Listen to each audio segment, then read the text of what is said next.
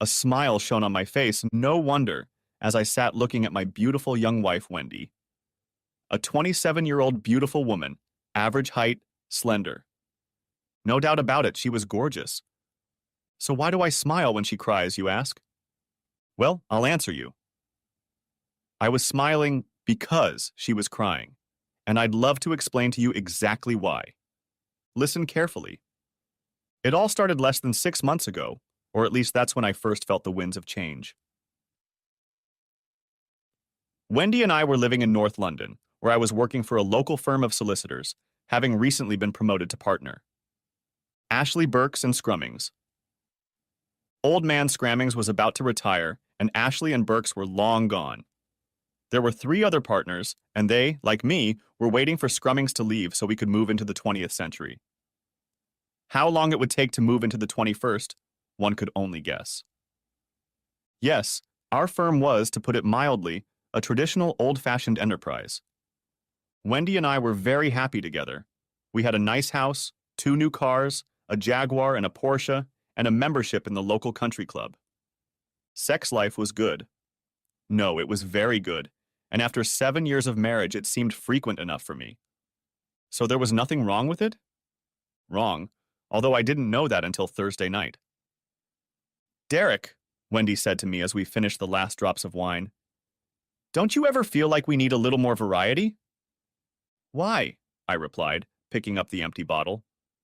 I thought you liked this Côte de Rhône as much as I did. It was one of our favorite wines, but I didn't know what she was talking about. I'm talking about sex, not wine, you damn fool, she giggled.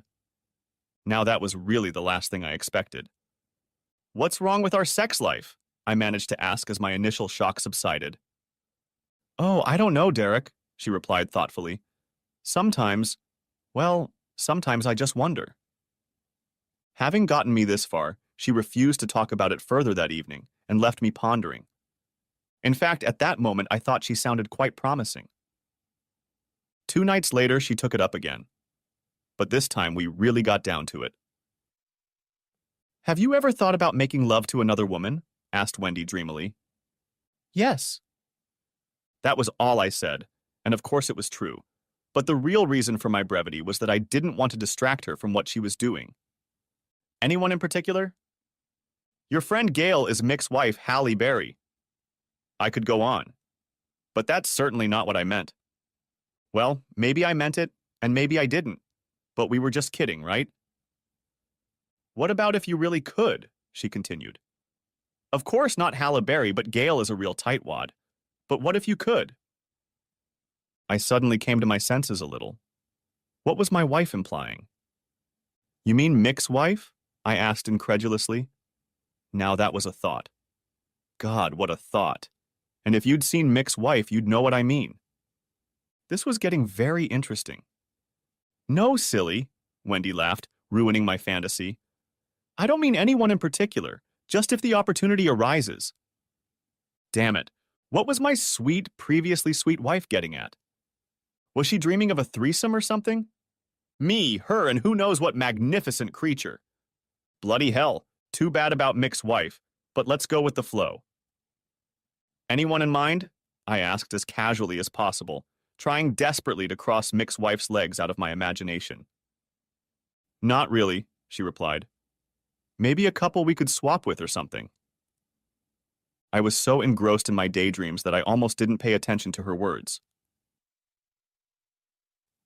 A good 3 evenings later, we sat watching TV. EastEnders.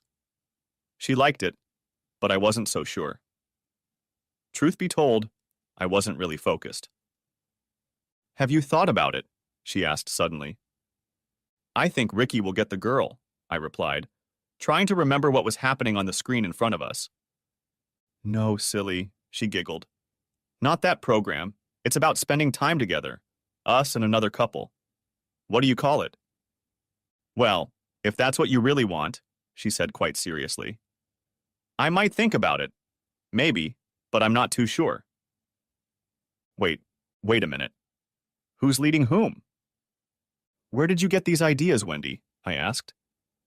I didn't start it, she declared. I won't say I'm not intrigued by the idea, but Well, I don't know. At this point, I really honestly regretted not drinking so much earlier. I really shouldn't have finished the second bottle. Where the hell is all this going, and do I want to go there? One of my clients from work is into it. Bloody hell. Is that my wife talking? Stop it. Shut up. Shut up. But what a fool I am. What did I really say? Who is it, Wendy? Bloody stupid, and anyway, in fact, what I really meant, of course, was what kind of wife he has. No, I didn't. That's not what I meant. Screw it. Yes, you did. I was embarrassed. Wendy had seen right through me and guessed what I was thinking. His wife, I think, is very beautiful, Wendy continued rather casually. But I wasn't thinking of them, but, well, maybe I don't know. My mind whirred. No, I thought about it for a few more seconds. No, Wendy, I said firmly. Fantasize about it all you want, but I really don't think we should go down that road. That's all I was doing, honey, just fantasizing. Damn it. I knew from experience that every time she called me sweetie, she was up to something. One thing led to another. I had not yet explained that although I was a solicitor, my wife was a barrister lawyer and as such, spent her life in court setting people straight. She had a very analytical mind and was very good at what she did and usually won me over in argument. What Wendy wasn't so good at was long-term planning or strategy, and if it weren't for me, we probably would have never booked a summer vacation. No. My wife lived in the here and now, and always had. When we first met almost 9 years ago, Wendy was just a girl with a proper reputation. Not that she dated anyone, but when she set her eyes on some unsuspecting guy, he was more or less doomed. Yes, doomed to be in her bed, whether he planned it or not. Believe me, I can vouch for that, and for the fact that such a fate was not horrible. However, I had never participated in any of the multi-partner sessions that Wendy was known to have participated in, and that was one of the things about her past that I preferred not to dwell on too much. I knew she'd done them, but I didn't want to know exactly how many, and in any case, it was all in her past, even before we'd met. Sometimes I wondered if it was pure coincidence that I became her main boyfriend when she graduated, because that's when she changed completely. Maybe she suddenly matured, or maybe she realized that her chosen career just didn't allow for such rash behavior. Either way, it was to my advantage. She settled down and became the perfect, faithful wife, never once giving me reason to doubt her. But that didn't mean I never gave it a second thought. 2 weeks later, we were sitting in a swanky bar in town waiting for James Damn Perry to show up with his wife. Yes, she had talked me into at least talking to the couple about it. James apparently had his own business making Christmas cards and other little things, and while it wasn't big, it must have been a good income for him. But his wife... I didn't know anything about her, and Wendy wasn't very forthcoming. Let's be clear, we didn't switch that night. Not at all. We were just meeting them for a drink. We were able to talk about the subject and even ask questions. But that was it. But that didn't mean I wasn't nervous, but that also didn't mean I wasn't intrigued. I had played the field quite a bit before meeting Wendy, certainly not as much as she had, but even so, the thought of having to do a little traveling didn't give me a raging headache. To be honest, my thoughts were in some turmoil by then. As for Wendy, could a leopard change its spots? Could she thus be telling me that she misses her previous relationship but doesn't want to cheat on me? And what should I do if that's the case? I couldn't escape the thought that I was in a predicament. Damned if I do and damned if I don't. Pity the poor leopard. Here they are, Wendy exclaimed, jumping to her feet and kissing the cheek of the guy who had just walked in. We introduced ourselves. Wendy, Derek, James, and Tanya. Good God, Tanya. James was in his early 30s, probably the same age as me. Tanya was well about maybe damn. She was pretty damn beautiful. She was no more than 20, a face one could only dream of. This couple switched places? Why the hell would the damn fool want to switch with a woman who looked like her? The evening passed pleasantly enough, although my tongue was a little slurred when I tried to talk to Tanya. I learned that James was a Spurs fan, and as an Arsenal fan, that didn't exactly endear me to him. However, we parted as friends, promising to meet again soon. You liked her, didn't you? The question, coming from my wife, seemed silly.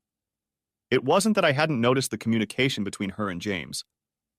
Oh God, the next few days were difficult. Wendy gently nudged and encouraged, suggested and hinted, until finally the question came to a head. Are we, or are we not, going to do this?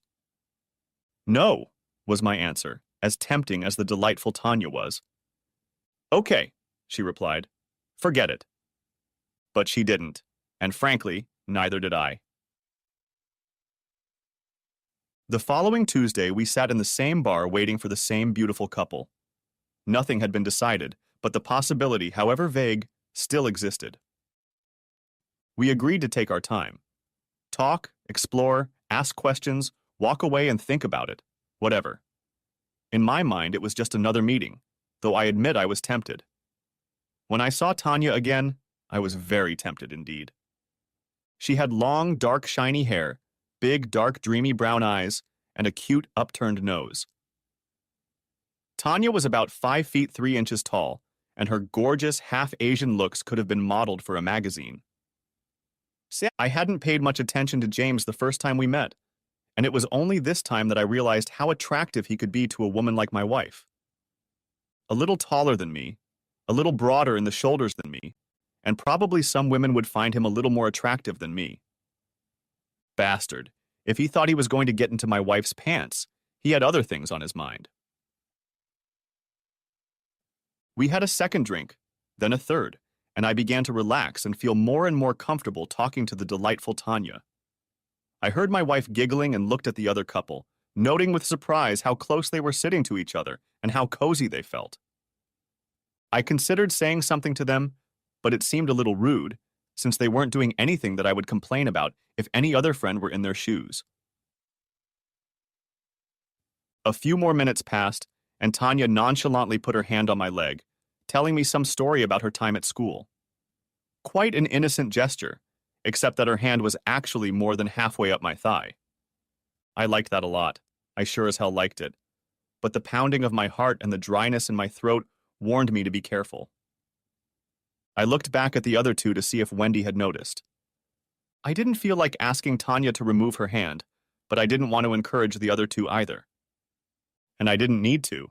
My mouth dropped open as I noted the changes that had happened to them since I'd last checked on them and saw that they were even closer than before. Wait. No, too fast, and I wasn't ready for it. Wendy, James! I yelled, trying to contain my anger. I'm not sure about all of this. They both looked at each other in surprise, and Tanya took her hand off my leg. What's up, Derek? My wife asked, and the husky voice confirmed that she was enjoying what James was doing to her. How are you doing? Repeated I. He's been feeling you up, Wendy. Heck, he's still doing it as we speak. So, Derek, she said, looking back at me. I don't mind it at all. In fact, I'm enjoying it. For heaven's sake, Wendy, I hissed at her. You can't let him do this to you. Why not? She asked lightly. Why not? Wasn't it pretty damn obvious why not? We didn't agree on that, and I didn't consent to him groping her. We're in a public bar, Wendy, I reminded her, trying to keep my voice in check. This is not the place to argue about this. They both gave me a quick glance, and then Wendy turned around and stared directly at me, as if daring me to contradict her. You're right, Derek, she said finally. This isn't the place. I felt the tension drain out of me, thinking she'd come to her senses. But it was short-lived. Come on, James, my wife said to the other man, smiling warmly at him. Let's take this somewhere else. I'll see you in the morning then, James stated, standing up and taking Wendy's hand. Pardon me, what? You and Tanya can take our place, Wendy added, smiling at me as if it was all settled. And we'll go back to James. Wait, I didn't agree. I didn't want this to happen. I didn't know what I wanted. Wendy kissed me on the cheek and left me standing there like a fool. My brain had a hard time comprehending what I had heard, and I probably stood there with my mouth open in shock. I should have reacted differently, and then maybe things would have worked out differently. But maybe it wouldn't either way. I just stood there like an idiot, unable to do anything to stop what was happening. I watched as my wife gathered her things, hugged James, and turned to leave. "Enjoy Derek," she remarked lightly. "I'll see you in the morning." I still wasn't sure if this was all happening, and the events just came over me. I watched silently as my wife of 7 years walked out of the bar, chatting and giggling with bloody James, clinging to his arm like a limpet. What the hell had I done? Or didn't I do? He was taking my wife away to entertain her, and I wasn't doing anything to stop it. "So, Derek, are you ready?" asked a sweet voice beside me as Tanya pressed even closer to me. Confused, Wendy and James disappeared from sight as soon as they rounded the corner. I looked at Tanya for some sort of guidance. I really shouldn't have done that. This was my last blunder, fool that I was. How could I turn down a girl who looked just like Tanya? I smiled at Tanya, wanting to express my uncertainty about the whole thing. She smiled back at me, her deep brown eyes promising so much. But damn it, wasn't she just so damn beautiful? That bastard James even left me to pay the damn drink bill. An hour later, we were back at my house in bed, and really, what could I say? Having fun with Wendy was fantastic in my opinion, but Tanya, though young, took me to another level. How the hell would I ever meet Wendy again, knowing what I'd done and how good it had been? And how would I meet her, knowing what she'd done? I was worried about how good Wendy had been with this James guy, and whether it could ever happen again for us. Though, truth be told, I wasn't thinking about that at that moment. Tanya left at 9 in the morning, saying she hoped we'd meet up soon, and Wendy came back at 9:30. If they had planned it, they couldn't have picked a better time. I wonder why I didn't think of that at the time. I was just embarrassed when she walked in. Embarrassed at her for maneuvering like that, ashamed that I'd agreed to it so willingly, and not the least bit embarrassed at how much I'd enjoyed it all. "How was your night?" asked Wendy hesitantly. "Good. And how was yours?" "Good," she replied with a smirk. A few moments later, we were already laughing, and I realized with very mixed feelings that our lives would never be the same again. I tried not to show much impatience when Wendy told me that she had tentatively arranged to meet with the couple in a week. When that day came, my wife informed me that she had arranged to have dinner with James and that she would meet him at the restaurant. I, on the other hand, was to meet Tanya at the bar where we first met. That was fine with me, because although I was looking forward to meeting the lovely Tanya, I wasn't too upset about not having to spend time with the guy who was entertaining my wife. "Derek will be at our house tonight, and you can go over to theirs in the meantime." Well, that was fair enough. Watching Wendy get ready for her date got me thinking. Sighing, I closed the door behind me and went on my own date with the beautiful Tanya. Life was hard, of course, but it could be worse, couldn't it? Half an hour later, I was already sitting at the bar, sipping my beer and waiting for my date. I was looking forward to Tanya walking in, and savoring the moment while all the male gazes in the place would be looking at her and envying me.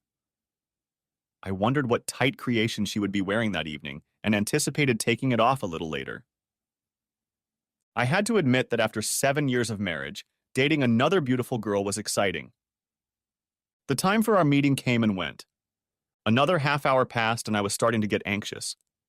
My cell phone rang and I relaxed, figuring it was Tanya to tell me she was running a little late. "Hi, honey." Oops, it was Wendy calling me sweetie. "Bad news, I'm afraid, Derek. Tanya came home from work this evening in a bad mood and won't be able to make it tonight." "Oh, shit. Where are you, Wendy?" I asked, trying my best not to give away my disappointment. "I'm with James," she replied. "He left before Tanya got home, and she just called him to let him know she couldn't make it." "Bloody hell," I replied. "So what are you going to do, Wendy? Are you going to come home?" There was an ominous silence on the other end. Such silence that I could hear my heart beating frantically. "Well, Wendy, what are you going to do?" repeated I. "Actually, Derek, I was kind of planning on continuing my date with James. If that's okay with you, honey?" No, this really, really didn't suit me. A swap is a swap, but, well, damn it, it wasn't fair, and that's what I told her. Please, Derek, be reasonable. I know this must be upsetting to you, but James just bought me dinner, and we had such a nice time. Well, I'm not Wendy, I replied. I've never been too keen on the whole thing, and now I've had enough. Oh, please, Derek, just for one night. No, Wendy, I answered her. It's time to put an end to this. Listen, Derek, what if I don't spend the night with him? What if I just stay with him for the evening?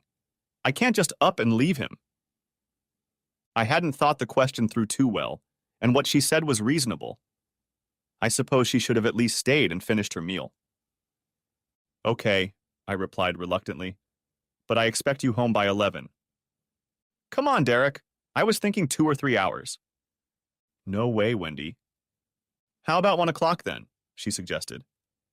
No later than 12, I heard myself say. And we'll split the difference and call it 12:30. What the hell is the difference? Okay, I'll expect you home at 1:30 in the morning then, I reluctantly agreed. No, Derek, Wendy corrected me. I'll expect you sometime after that time. Don't forget we had our own house this time. Damn insolence. Go to his damn house, I shouted into the receiver. Then there's no way I'll be back by 12:30, honey. God, that damn woman. I told you she could outmaneuver me in an argument. No wonder she won so many cases in court. Fine, then go to his damn house, I replied angrily. There was no way I was going to stick around the bar until it was safe to go back to my own house. I'll see you around too, honey, Wendy quickly muttered and left. Cow damn bitch, she'd gotten me into this, and I imagined her sitting there with a full-face grin on her face. I could have called her back, but I didn't see the point. So she would be entertained by another man again tonight, and I would go home alone. It wasn't fair. What upset me the most? The fact that my wife was going to bed with another man, or the fact that I wasn't getting Tanya in return. A difficult question, and I didn't know the answer to it. Perhaps what upset me the most was the fact that Wendy chose to be with James that night over me. It hurt. I felt empty inside. Okay, I have no idea what time she came in since I was sound asleep. Granted, it wasn't the time she promised, but at least she was next to me in bed when I woke up. What time did you get in last night? I asked when she came to her senses. Oh, don't ask, was all she managed. I was tired. And why would you be? As if I didn't know. Oh, you'd better not ask that either, Wendy giggled mischievously. She thought it was funny, but I couldn't say I thought the same. I was really pissed off. I just didn't understand why I had let myself be dragged down this switch path. Okay, I was really enjoying my time with Tanya, and it was like a dream come true. But risking our precious marriage? Risk ruining the special relationship I thought I had with my wife? No, it wasn't worth it. This had to be the last time. I got up and got dressed, and Wendy rolled over onto her back and fell asleep. I didn't see her until just before noon, when she jumped down the stairs like a teenager. What a lovely day, she sang out as she jumped up to me, hugged me, and kissed me on the lips. She was in a good mood, and I decided it was time to suggest that our adventure come to an end. I've arranged to meet James next Tuesday, Wendy announced cheerfully, ahead of me. Oh, really? Was all I could manage to mutter, my temper rising. I'm afraid Tanya's still not feeling very well, but maybe next time. No. What do you mean, no? My wife asked, raising her eyes in surprise. No means no, Wendy, I insisted. I'm not going to put up with this. But you agreed to it, Derek, she almost spat at me. You're the one who suggested it. I took a few deep breaths, not wanting to respond with something I might regret. You're not going out and having fun with Bloody James, whatever his name is, and that's final. And how are you going to stop me? She asked, her flash of anger as much as mine. Good question. How can I do that? Short of locking her up or guarding her 24 hours a day. I can't, but if you do, don't expect me to be here when you get back. I thought the answer seemed measured, but Wendy looked at me like I declared war on France or something. You don't mean it, do you? Try me, I replied. Wendy stood her ground, but I refused to back down, and we stood staring daggers at each other for a while longer. Finally, she realized that she may have led me too far, and she relaxed, trying to calm me down. Okay, she said. I see where you're going with this. I guess it's not very fair to you. With those words, she shrugged and went off to make herself something to eat. But the thing was, she didn't see my point of view at all. I may have won the battle, but I didn't seem to have won the war yet. Not the one with France, you understand. It was more serious than that. We hardly spoke the rest of the day, but we got down to it in the evening. Finally, she sighed, thanked me for such a wonderful night, rolled over and fell asleep. Tanya is feeling better, Derek, my wife informed me a few days later. I expected her to add something to that statement, but she just went on about her business. I did the same thing, nothing. How was I to know she wouldn't leave it at that? How about we agree on something next Tuesday? She asked, trying to sound casual. Like what? I replied, playing dumb. Of course, that didn't fool her. If you want, you can have our house again, she continued, as if this generous offer really meant something. Is that what you really want, Wendy? I demanded, trying to keep my voice under control. It's what we both want, isn't it, honey? She replied immediately. We enjoyed it last time, so why not? I wondered if I should remind her that last time I didn't like it at all. In fact, last time I stayed home alone while she had a blast. But what was the point of that? How about Wednesday instead of Tuesday? I said for no particular reason, just to feel awkward. No, she replied. It can only be Tuesday. It has to be Tuesday. Strange, very strange, but I decided not to argue, got up and left. Something was wrong here. I didn't know what it was, but something wasn't adding up. Why was Wendy suddenly so eager to do this after 7 years of us being so happy? Why was she so willing to risk our marriage, knowing full well that I wasn't committed at all? Why did our meetings always have to be on a Tuesday? How did that creep James manage to marry a girl as beautiful as Tanya? And why did that idiot need to change? No, something didn't add up, and I was determined to find out what it was. Thanks to my connections, I had no trouble finding out where James Perry lived, and discovering that it was only a few miles from home, I headed there the next afternoon. I wasn't sure what I was going to do, and eventually found myself sitting in my Jag a few doors down from their house. It was a separate house on its own grounds and must have cost a tidy sum, so it didn't need the bumps. For almost an hour no one showed up or left, and I was starting to feel a bit of a fool. Then the front door opened, and out came 2 kids about 8 or 9 years old. They played in the garden for a bit, and then one shouted, "See you tomorrow," and disappeared down the road, while the other went back into the house. Quite normal, you might think, but not for me. How could a girl Tanya's age have a child that age? That's a good question, isn't it? While I was pondering this, a Ford Focus pulled up and a uniformed nurse got out. I didn't notice if she locked the car, but she immediately walked up to the house and went inside. What the hell was going on here? I wandered around some more, but nothing else happened, and I went back to work, still perplexed. There had to be an answer. Why was the nurse there, and where had the baby come from? I was so confused that I could hardly concentrate on work and wandered aimlessly around the outer office, annoying everyone for no reason. I was being stupid, but there was no way I could get rid of this unpleasant feeling eating away at my insides. Eventually, I decided I was being too stupid and went back to my own office to try to finish some things. With great difficulty, I started flipping through the pages of the divorce case I was working on. The marriage had broken up, which both parties wanted, but they were arguing about child custody. And then it hit me. Very simple. The child was to belong to James from a previous marriage, and that was it. He had to divorce and then remarry Tanya, and the child lived with them. Didn't even have to live with them. The boy could just visit them. But the nurse, who the hell could she be? It took a good hour before I found the answer to that question, too. Tanya was sick, wasn't she? Or was? Maybe a nurse was making a house visit to administer her treatment. A little thin, but it was the best I could come up with. Maybe I was worrying over nothing, but it wasn't surprising when my wife was acting so strangely. So everything was fine, wasn't it? But if so, why was something inside me telling me that everything wasn't fine? One more check, and I promised myself that I would relax and get on with my life. I called Tom Black. Tom was a private investigator that our company used from time to time, and it didn't seem strange to anyone that I asked him to run a simple check for me. He told me that he would have the information I needed by the next day, and I tried to forget about it and get on with the job with a little more success than before. Tom proved to be true to his word, and the next morning he emailed me what he had found by simply checking the public records. So simple. James Perry, age 34, businessman. Philip Perry, age 9, high school student. Mary Perry, age 32, nurse.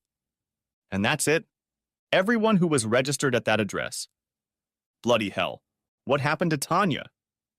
Bad for her or not, the nurse sure as hell wasn't going to look after her.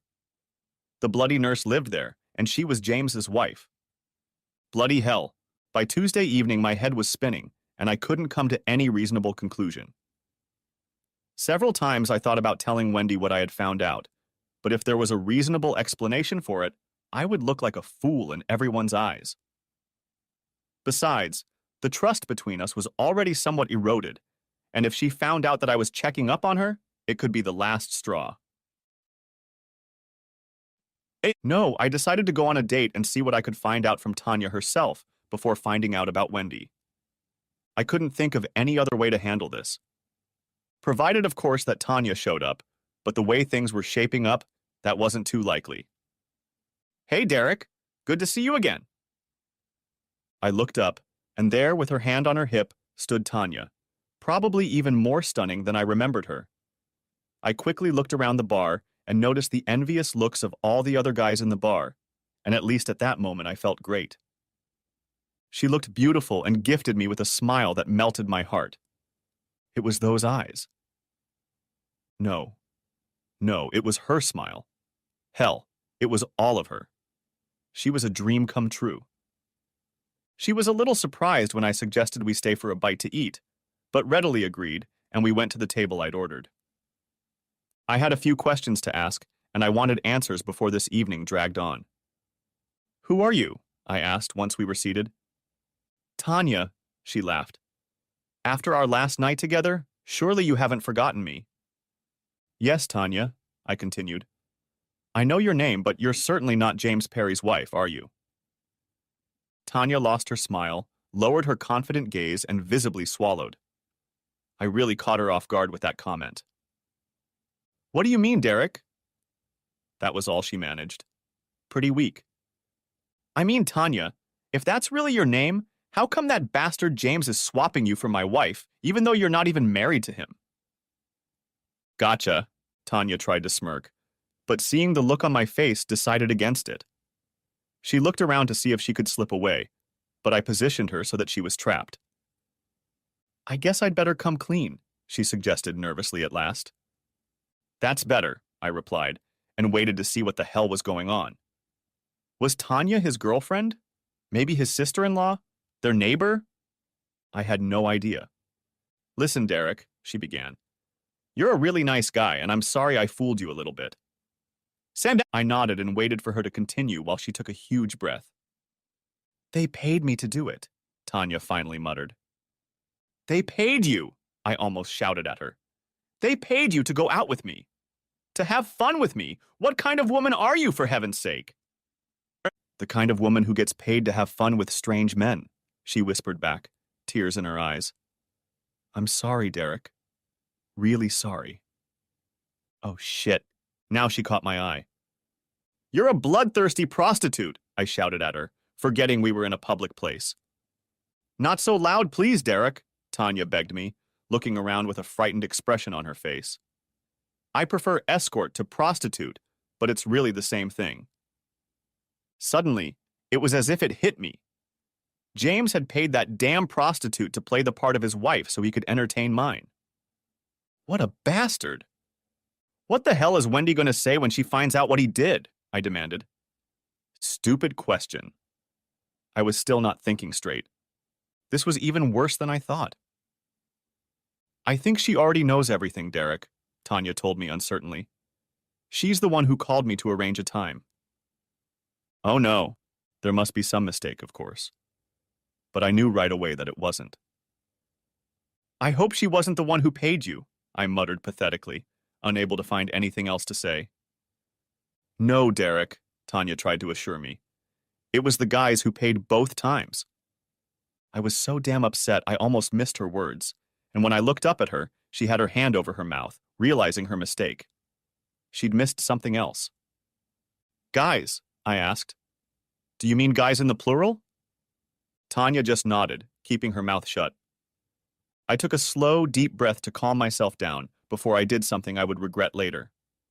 I wasn't going to hit her or anything, but I needed to think hard. Explain. I decided that was enough and waited. There are 3 of them, Derek, she continued. James, Mike, and Terry. Terry was once a client of mine. That's how they know me. I sat in silence, shaking my head. Sorry, Tanya said. Thanks for nothing. I really enjoyed my first time with Derek, Tanya continued. You're a really nice guy, and it wasn't like other dates I usually have. You took such care to make sure I liked it too, but when I was asked to do it again the following Tuesday, I declined because I didn't want to cheat on you after meeting you. Well, that explained why she didn't show up for the second date, didn't it? Why I sat there all night, my stomach churning at the thought of some other guy entertaining my wife. Turning down a goddamn hooker, and then it hit me. She wasn't being entertained by some other guy. There were 3 of them. I felt sick to my stomach as I realized that at this very moment she was doing the same thing again. Resting my head on my hands, I fought the urge to burst into tears. I could barely control my trembling hands, could barely control my reaction. I'm sorry, Tanya whispered, gently stroking the back of my head. Of course, I should have brushed her off, but it calmed me down and relaxed me a little. So why are you here this time? I asked, pushing the horrible vision out of my mind. They offered me extra money, Derek, Tanya replied. Besides, when I thought about it, I liked the idea of seeing you again. Ah, so I wasn't turned down by a prostitute. I'm not sure that helped, though. We talked for a while longer, and Tanya eagerly told me everything she knew. I couldn't believe I was sitting there calmly taking it all in, although my eyes misted up a few times, and I didn't resist when Tanya took my hand in hers and squeezed it. Did I really know my wife? Had I ever really known her? Does a leopard change its spots? The cow had played me for a fool, and I would get even. I didn't know how, but I would work on it. Meanwhile, as far as I was concerned, my marriage was over, dead as a doornail. But there was nothing I could do about it at that point, so what was I supposed to do? Then I looked at Tanya. God, she was so beautiful. Why not? I've always been a bit of a pragmatist. Shall we go back to my place then? I suggested. Love to Derek, she smiled back at me. And so we did. It helped. Really helped. Wendy returned early the next morning, looking tired but full of the joys of spring. Now, of course, I understood why. But I didn't just want a divorce, an easy separation. I wanted revenge, and I wanted revenge on all 4 of them. When she kissed me, I turned my cheek to her, but not enough to alarm her. She'd have time for that later. She looked at me, waiting for me to say something. Maybe tell her what a good time I had, or ask her the same question. I just turned away and said nothing. Let the bitch deal with whatever was going on in my head. I already had a seed of an idea, but to follow through on it, I needed to figure out where they were all meeting. Obviously not at James's house, since I doubt his wife would agree to that, and I realized it always had to be Tuesday, since the 3 of them would have to have an excuse to be out of the house that evening. Bowling, drinking, whatever. It didn't matter. I needed someone to help me too. Someone who knew them and could find out the information I needed. Who better than Tanya? Besides, I really enjoyed both nights with her, and the feeling was mutual. I learned a lot about her and her situation, as well as the fact that she had only been an escort for about 3 months. How many liaisons, or dates as she called them, there had been in that time, I didn't know, nor was I interested. Tanya was halfway through her university course, studying fashion design when she seriously ran out of money. The situation was not a new one, but when one is as attractive as she undoubtedly was, the first bar she found work in happily accepted her. Soon she was working behind the bar at a nightclub where they paid more, and the skimpier and more revealing her outfit, the more tips she received. She laughed as she admitted to me that she really enjoyed it, and teased the men who tried to peek into her increasingly revealing tops. One thing led to another, and soon she was persuaded to try pole dancing, which she immediately excelled at, and believe me, I could see why. Soon clients started asking her out on dates, and she learned how much money could be made in an evening's work. She managed to rationalize her behavior, but she still ended up dropping out of school, which by the time we met, she started to regret a lot.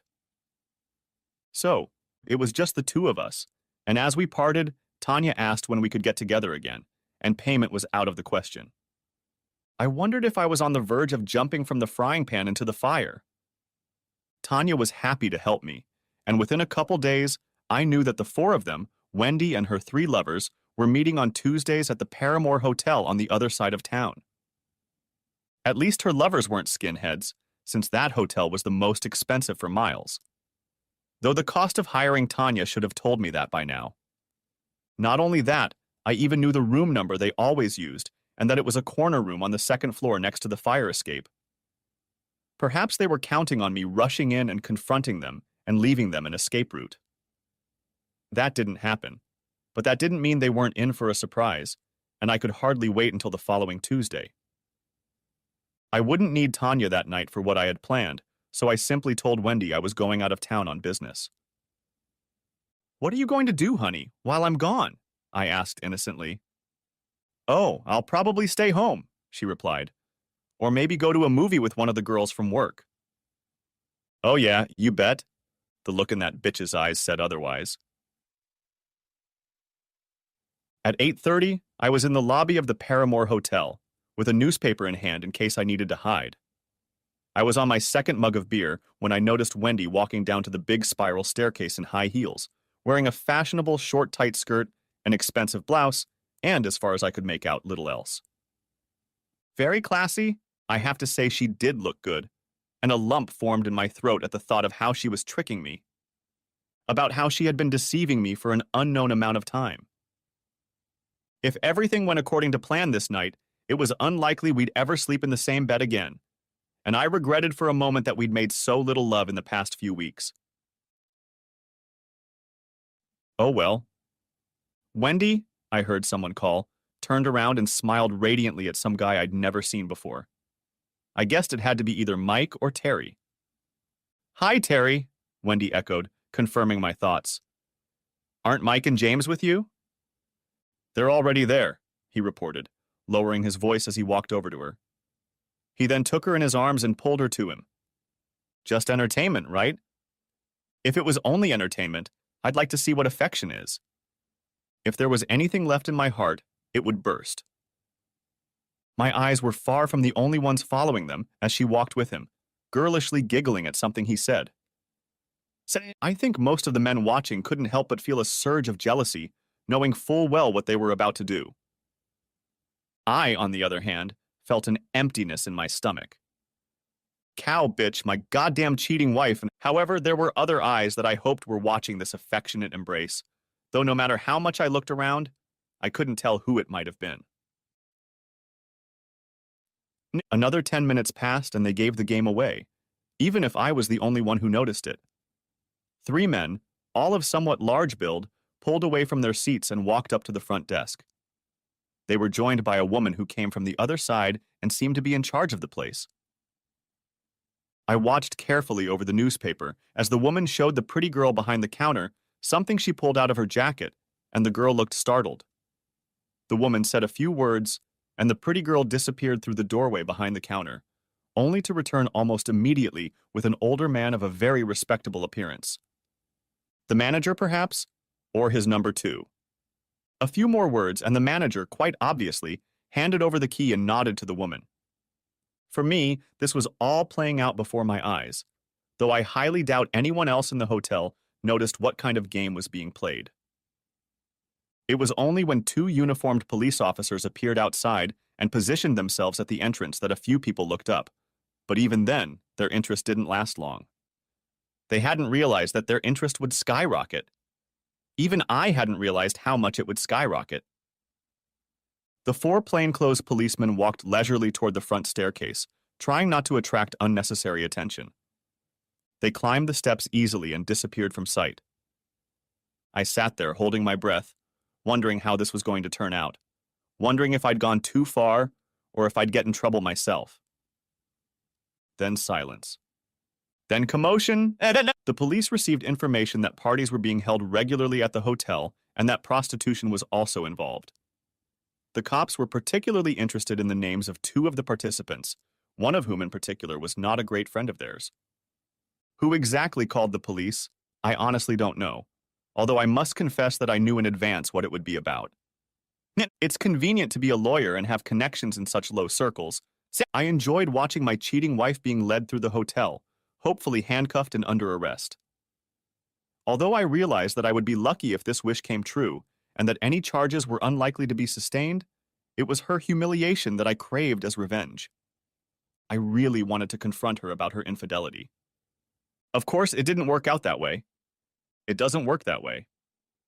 But what happened was bloody marvelous, and beyond my wildest dreams.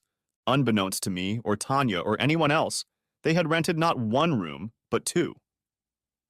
Whether this was so that one of them would have another room to rest in between sessions, or so that the noise of their entertainment wouldn't disturb the other guests, I don't know. When the police entered the room, surprising the four intruders, two of them obviously panicked. One of them was quickly grabbed, but Wendy, bless her little white cotton socks, managed to slip out into another room before she could be caught. From there, she sprang out into the hallway and rushed down the fire escape. It wasn't until she was halfway across the parking lot and felt sharp rocks under her feet that she must have realized she was unclothed. What a laugh! Everyone in the waiting room watched in amazement as this beautiful young blonde whizzed past the large windows. Two uniformed police officers automatically rushed in pursuit, but Wendy flinched as she realized her predicament.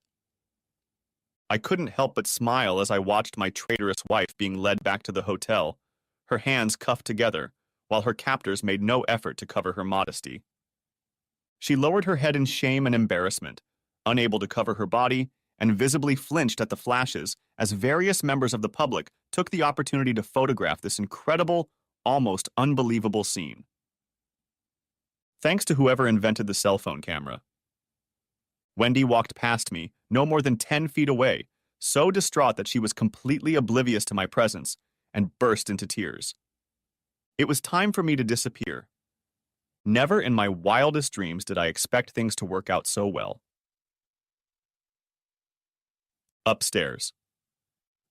Of course, Wendy was never charged with anything, although Terry was found to have a small amount of banned substances and was eventually sentenced to probation. He wasn't sent to prison, but as he was a candidate for local MP, it certainly put an end to his future plans and career. I suspect it may also have ended his marriage. James's wife filed for divorce and took him to the cleaners.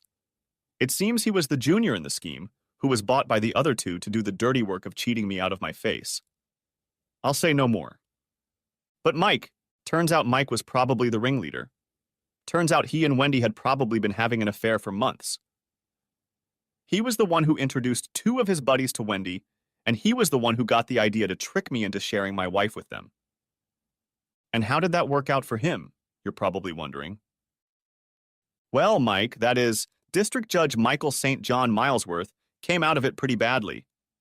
The press, to put it mildly, made a meal of it. A few people at the hotel who took the pictures must have contacted the newspapers, and although I didn't stop to look, pictures of him being led pitifully out of the hotel with handcuffs on his hands appeared, and they appeared on the front page of virtually every newspaper in the country. The fact that my beloved wife was at this time assisting Silk from her chamber in a court case, and that Milesworth was presiding, helped to push the boundaries somewhat, and the story was mused over for days. Questions were asked in the House, and the Prime Minister himself became involved in the scandal, demanding the resignation of a prominent judge on a television show a few days later. He was finished, and although he may not have broken any laws as such, Mike will never be able to work in the legal profession again. I don't know exactly what happened to him, but he just disappeared from sight. Poor guy, I guess not. Well, that's it. Oh no, I forgot about my wonderful wife, didn't I? Hi, honey, I greeted her on the phone when I called her the day after the incident. Hi, Derek, Wendy replied, sounding rather depressed, though I pretended not to notice. Where are you? I'm still in Paris, love, I lied, as I was sitting in a pub not more than 5 miles from our house. Sorry, but I'm going to be stuck here for a couple more days. Can't you come straight home, love? She begged. But I told her that wasn't possible, that she would have to wait a little longer. Have you read the papers, dear? She asked, her voice visibly trembling. I haven't seen a single English newspaper on sale, I lied again. Why? No reason, honey, Wendy continued. What about the television?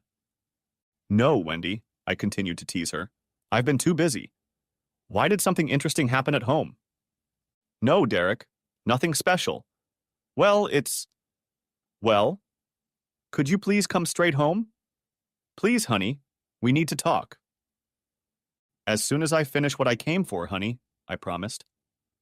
Okay, she continued. Please, Derek, don't forget that I love you. No matter what you hear, don't forget that you're the only one I love.